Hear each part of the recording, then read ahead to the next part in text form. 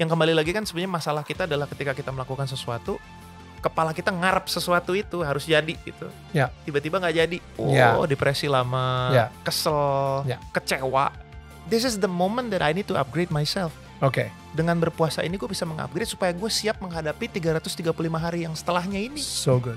Godaan terbesar itu bukan ketika orang baik digoda oleh sesuatu yang jahat, tapi ketika orang baik dia digoda oleh kebaikannya sendiri. Gila, itu yang paling serem. Udah paling benar gue, yang paling asik udah. Antara bodoh sama bodoh amat gitu. Ignorant sama memang just plain Just plain dumb stupid aja. udah. Plain stupid aja. Minimal tidak menyakiti gue yang lagi puasa. Ya. Gitu kan. Ya. Tapi nanti setelah bulan Ramadan, they don't even care.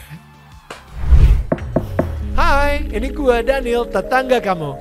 Yuk kita mulai. Oke, gue jadi kepikiran nih. Lu bilang tadi ketika 2012 lu mualaf, 2020 kita ngobrol.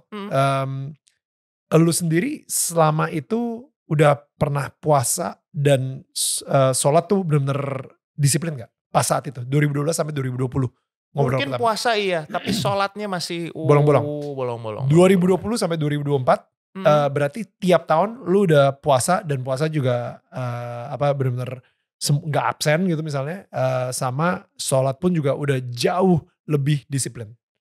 Iya. Oke. Jadi gue ngerasa nih kayaknya lu lebih setelah kita ngobrol di 2020 itu lu benar-benar memperdalam banget syariat-syariat Islam sehingga lu berpuasa lebih dalam lagi gitu, lebih serius lagi. Mungkin kalau misalnya dulu kayaknya ya udahlah gue ngikut puasa deh gitu. Kan dapat bonusnya kurus gitu. Misalnya gue gak tahu ya itu pemikiran lu atau enggak gitu. Cuman sekarang ini fat loss. Yoi, fat loss gitu. Tapi sekarang ini lu puasa karena apa dan apa artinya? Good question. Alright. This is the moment that I need to upgrade myself. Oke. Dengan berpuasa ini gue bisa mengupgrade supaya gue siap menghadapi 335 hari yang setelahnya ini. So good. Karena yang paling berat itu 335 hari setelahnya, setelah kita berpuasa. Ya. So tantangannya good. Kan itu, bukan di 30 hari ini. 30 hari Ramadan, ya oke. Tapi setelah itu apa? Lo bisa gak konsisten setelah ini gitu? So good. Jadi akhirnya tujuan kenapa Tuhan menginginkan umat-umatnya untuk berpuasa di bulan Ramadan ini? Kalau menurut gue ya. Supaya dia benar-benar bisa, kita selalu manusia tuh perlu satu momen penyejuk lah, momen untuk pengingat ya, dan momen Ramadan ini menurut gue adalah pengingat yang sangat sangat baik gitu ya, untuk kita mengingatkan bahwa hidup kita itu harus punya keselarasan yang terus-menerus lo harus upayakan gitu. Ya. Gitu. Dan salah satu upaya selaras dengan hidup itu adalah salah satunya ya dengan berpuasa. Gitu. Karena di situ lo belajar bagaimana caranya untuk mengontrol diri lo, mengontrol dari tantangan-tantangan, dari godaan-godaan, dari apapun yang lo rasa selalu. Lo kan bisa melakukan apapun secara berlebihan gitu. Tapi ketika, karena semuanya ada di depan, tapi ketika semua ada di depan dan lo tidak bisa melakukan itu, lo sanggup gak menjalaninya gitu. Karena setelah itu lo akan menghadapi tantangan-tantangan ini nanti. Dalam lo bermusik, dalam lo berkarir, dalam mungkin berpolitik, dalam lo bertemu dengan orang, simple ngobrol dan segala macam, akan ada tantangan-tantangan ini. Di bulan puasa kan lo gampang, lo tinggal ngontrol gue lagi puasa, atau orang juga akan mengerti sendiri lo lagi puasa. Tapi nanti setelah ini, apa maknanya yang bisa lo bawa gitu untuk hari-hari berikutnya setelah lo selesai di bulan Ramadan ini? That's good. Itu sebetulnya sih, dan jadi upgradingnya tuh supaya badan gue udah lebih kuat nih nanti untuk menghadapi tantangan-tantangan itu kan. Di 335 hari yang lainnya. Iya. Oke, jadi pas lagi di Katolik, lo mungkin pernah puasa pandang pas lagi Prapaskah. Iya, betul. Pekan Suci ya. Pekan Suci lalu Jumat kemudian Agung dan iya. Paskah. Dari mulai ini kan Rabu Abu itu udah mulai itu. Nah, abis itu di Buddha mungkin lu sempet pantang vegetarian misalnya. Dan sekarang di Muslim lu juga berpuasa juga gitu. Nah, sekarang ini gak tau ya, gue ngerasa emang Tuhan itu menginginkan umat-umatnya yang beragama untuk berpuasa at the end of the day gitu. Tapi gue penasaran tujuannya aja. Tujuannya yang membedakan karena mungkin dari agamanya sendiri juga beda gitu kan. Tujuan mereka berpuasa itu, makanya dari tadi itu gue kayak try to dig ini the answer from you. Salah satunya adalah meningkatkan awareness. Oke. Awareness pastinya, mindfulness itu pastinya ya. Yeah. Lo menjadi jembatan, lo harus punya awareness yang tinggi untuk bisa menyelaraskan itu. Ya kan, di satu sisi lo harus tetap menjadikan diri lo sebagai manifestasi dari kebesaran Allah. Ya. Ya, sekaligus juga menjadi kepanjangan tangan dari Nabi Muhammad SAW, gitu kan. Menjadi saksi dari apapun yang dilakukan oleh beliau di masa hidupnya, gitu kan ya. Lalu kemudian juga menjadi penyambung dari ikatan-ikatan manusia ini gitu. Bagaimana caranya membangun harmonisasi itu? Itu kan nggak main-main itu tugas itu gitu. Yeah. Jadi lo perlu awareness yang tinggi, lo perlu penyangkalan diri yang sangat tinggi untuk bisa melakukan itu gitu. Yeah. Ya, tapi kembali lagi loh, dan maksudnya yang yang selalu menjadi kekhawatiran kita adalah manusia itu kan selalu tidak pernah lepas dari goncangan ya. Ada pasti goncangannya. Betul. Jadi gimana caranya ketika goncangan itu terjadi, kita tidak kelamaan gamangnya gitu. Ya. Gimana caranya supaya kita bisa balik lagi. Ya. Nah itu yang dilatih dari puasa sih menurut gue. That's beautiful. Iya. Jadi memperkecil zona gamangnya itu tadi tuh. Iya, iya kan? Dan apalagi jangan sampai kejauhan dan mulai ke the dark hole of depression. Iya, ketika lo udah mulai ngaco, lo balik lagi. Iya. Nah dulu tuh lama tuh, depresi lama, kesel, kecewa, ya kan, kecewa. Apalagi kalau kita sudah melakukan sesuatu dan yang kembali lagi kan sebenarnya masalah kita adalah ketika kita melakukan sesuatu, kepala kita ngarep sesuatu itu harus jadi gitu. Ya. Tiba-tiba nggak jadi.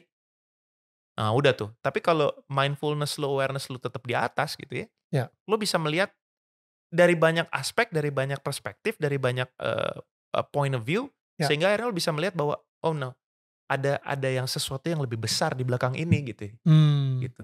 Ada sesuatu yang lebih besar dan gue lagi either dijauhkan kalau memang itu sesuatu lebih besar yang negatif, atau didekatkan sebetulnya. Dan kalau gue misalnya pada saat itu gue misalnya diketemukan dengan apa yang ada di kepala gue, malah mungkin malah menjauhkan gue dari so called berkat itu tadi. Ya. Berkat kan bisa macam-macam ya. Ada yang lu kena hantam dulu, berkatnya ada di belakang, atau ya pure berkat aja. Wow. Tapi kan pure berkat itu juga kan bisa membuat orang gamang juga. Betul. Ya kan? Oh iya. Ya, sesuatu biggest test. Ya. Yang sekarang menjadi ibaratnya godaan terbesar itu bukan ketika orang baik digoda oleh sesuatu yang jahat, dan tapi ketika orang baik dia digoda oleh kebaikannya sendiri. Gila. Itu yang paling serem. So good.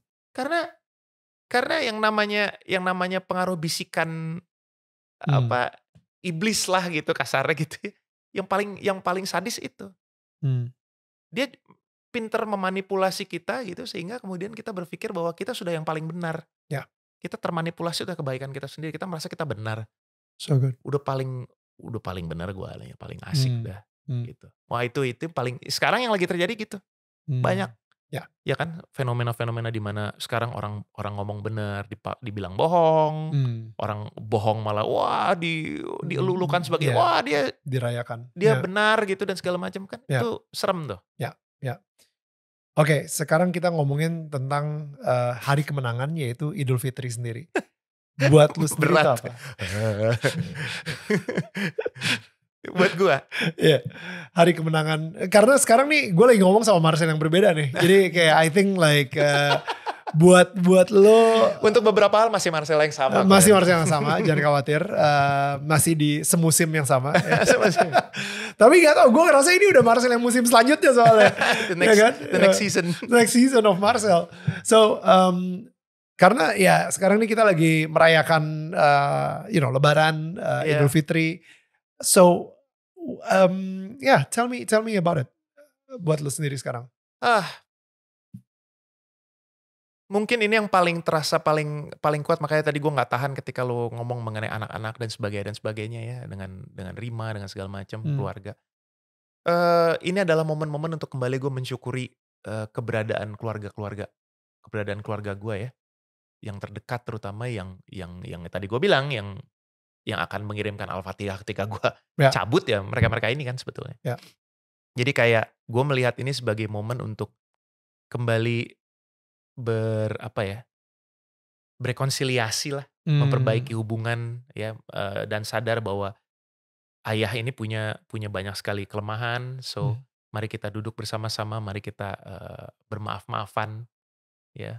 Kita buka lembaran yang baru. Karena itu tadi setelah ini kita ada perjalanan baru nih, kita menjalani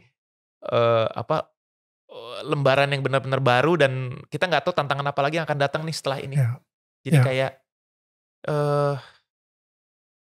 menerima kelebihan dan kekurangan sih Dan. Menurut gua. Jadi yang kayak kita juga benar-benar melepaskan kita pada kondisi yang paling ikhlas sudah gitu. Ya inilah, ini ayahmu gitu. Ini suamimu gitu kan. Ini adik lu, ini kakak lu gitu kan. Lebih ke sana gitu dan lebih membebaskan diri dari ketakutan-ketakutan yang kita buat sendiri sebetulnya. Gitu. Karena kita sudah lihat sekarang banyak sekali apalagi kalau udah kita ngobrol di matra keempat gitu ya di sosial media gitu kan. Lo lihat sendiri kan. Semua orang kayak mereka sebetulnya ingin mengadu, mereka sebetulnya ingin berkeluh kesah, mereka sebetulnya ingin dibebaskan.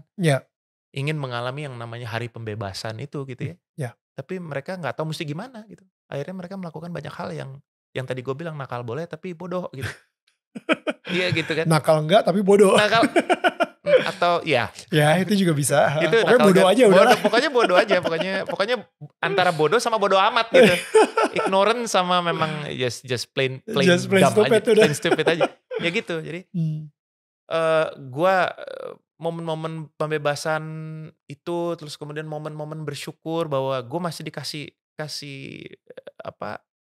ya itu tadi untuk meluahkan perasaan gitu ya tanpa harus misalnya teriak-teriak di media-media yang bukan seharusnya ya kan terus meminta belas kasihan orang ya atau merasa bahwa gue menginspirasi gitu.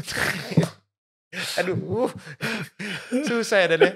Jadi buat gue makna Ramadan seperti itu lebih kepada membebaskan melepaskan diri gue bahwa gue bisa nih gitu. Berarti gue udah siap untuk menghadapi 335 hari berikutnya nih. That's so gitu. good. 30 hari ini gue udah bisa. 335 hari ini wah gue pengen tahu nih tantangan apa lagi nanti. Kalau gue masih dikasih waktu untuk bisa menikmati lebaran berikutnya itu adalah momen untuk gue kayak refurbish gitu.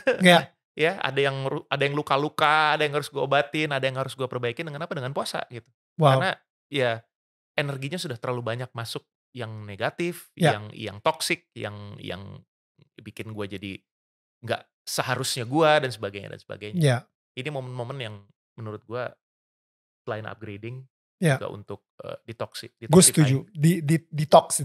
Detoxnya lebih ke detox mental. Tapi bukan, bukan detox fisik aja. Padahal sebenarnya ya, secara fisik sendiri juga detox juga ya. Kalau misalnya lagi puasa. Iya. Sangat. Gue sempet denger gitu kalau misalnya kita gak enak badan. Hal pertama yang badan kita suruh kita lakuin apa? Kehilangan nafsu makan. Gitu kan. Jadi benar-benar kita gak mau makan. Badan kita langsung reaksi pertamanya adalah untuk kita berpuasa ya. Ketika kita lagi gak enak badan, ketika reaksi kita autofagi itu kan, sel kita makan sendiri kan. I think so ya. Gue gak tahu biologisnya, tapi maksud gue jadi the fact that kita memilih untuk berpuasa justru sebenarnya itu menyehatkan badan kita banget gitu, in a way.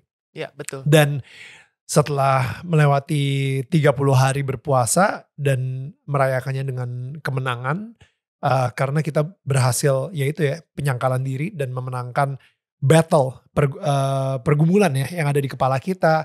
Kalau misalnya kita nggak bisa misalnya atau kita jadi kemenangan untuk upgrade untuk ke musim berikutnya pindah barcode gitu.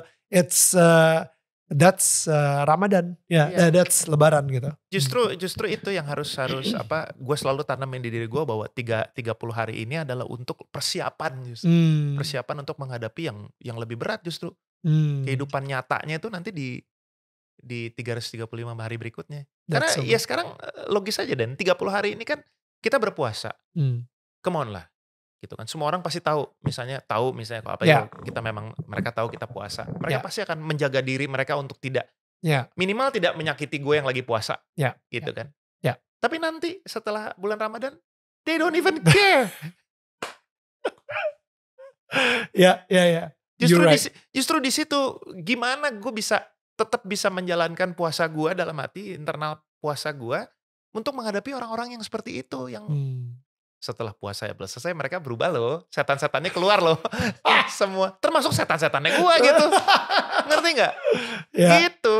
Justru yang aduh gimana caranya nih gitu kan, justru that's so good. Perlu di-upgrade kitanya. Makanya gue setelah ini kan banyak orang yang wah seneng gitu kan, tapi ya justru setelah ini you know, welcome to the real world. Real world, man. Dimana orang-orang akan menggoda lu untuk berdosa. 30 ini mah gak ada yang goda lu. Mereka ngerti kok, mereka paham lu lagi puasa. Mereka kadang-kadang takut makan depan lu karena lu puasa gitu kan. Exactly, nanti. Gitu. Bro, thank you so much. Thank you, by the way, minal aidin wal faizin. Maaf lahir batin. Maaf lahir dan batin. Dan please send my regards to your family, your beautiful family. Thank you. And my regards to you too. Salam to your dari kita juga. semua. And selamat Hari Raya Idul Fitri. And Dominus vobiscum. Oh iya, itu apa? Easter. May God be with you. Oh gitu. Tuhan besertamu. Oh yes. And waktu kita pertama kali ketemu di Daniel Tentang Kamu, kita belum bikin nih. Wah, kita belum ada nih gini-ginian nih. Ini souvenir gitu kan. Jadi aduh gila. Seperti yang tadi lu bilang menjadi manifestasi, menjadi sinarnya gitu kan, untuk orang-orang di sekitar lu, menjadi jembatannya. Jadi kita berharap di rumah lu sendiri nanti kalau misalnya lu ngelihat ini, lu pajang gitu ya, lu taruh lilin di sini. Waduh, rumah lu nanti. Gue udah tahu langsung naruh di mana itu nanti. Wow. Udah tahu. Thank you. Tahu man. Ini akan jadi sinar untuk menerangi tetangga-tetangga di sekitar lu juga gitu. So that is the light that you got from Allah gitu kan. Wow, thanks. Thank you brother. Thank you so much man. Thank you man. Sehat-sehat selalu ya. Yes, lu juga. Wow. Thank you. Dan guys, gue pengen bilang thank you juga kalau misalnya kalian udah nonton. Ini again versi 2.0-nya of Marcel Siahaan. I just love this. I just love this conversation. Dan mudah-mudahan kalian sendiri juga menikmatinya. Dan kita akan ketemu lagi minggu depan dengan tetangga yang tidak kalah luar biasa di Daniel Tetangga Kamu. Bye guys, see you.